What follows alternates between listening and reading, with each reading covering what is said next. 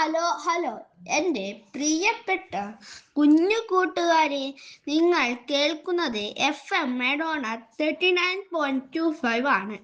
ഞാൻ നിങ്ങളുടെ സ്വന്തം ധ്യാൻദേവ് തേർഡ്. ഞാൻ 3Bയിലെ ഇഷ മറിയം. എല്ലാവർക്കും സന്തോഷകരമായ ഉച്ചസമയം ആശംസിക്കുന്നു. ഈ ഉച്ചസമയം സൂപ്പർ ആവട്ടെ. ഇന്ന് നമ്മൾ സംസാരിക്കാൻ പോകുന്ന പ്രത്യേക ദിനം ഏതാണ് എന്ന് നിനക്കറിയാമോ? ചോക്ലേറ്റ് ഡേയോ, അല്ലെങ്കിൽ ഹോംവർക്ക് ഇല്ലാത്ത ദിവസമോ?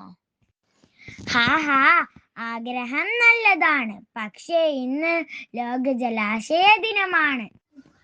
ജലാശയങ്ങൾ, അതായത് വെള്ളം നിറഞ്ഞ സ്ഥലങ്ങളോ? അതെ, കുളങ്ങൾ, തടാകങ്ങൾ, നദീതീരങ്ങൾ, ചെളിക്കാടുകൾ, കണ്ടൽക്കാടുകൾ എന്നിവയെല്ലാം ജലാശയങ്ങളാണ്. അവിടെ തവളകൾ, പക്ഷികൾ, മീനുകൾ, ചെറുകീടങ്ങൾ എന്നിവ താമസിക്കുന്നു. വാവ്! അപ്പോൾ ജലാശയങ്ങൾ മൃഗങ്ങൾക്കൊരു വലിയ പ്രകൃതി കളിസ്ഥലം പോലെയാണ്.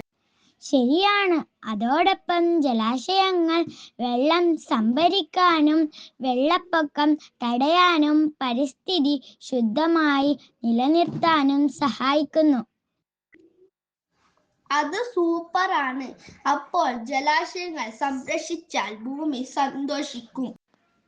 അതെ, അതിനാലാണ് എല്ലാ വർഷവും ഫെബ്രുവരി 2 ലോക ജലാശയ ദിനം ആചരിക്കുന്നത്. ടു റിമൈൻഡ് us to ജലാശയങ്ങളെ സംരക്ഷിക്കണം എന്നത്.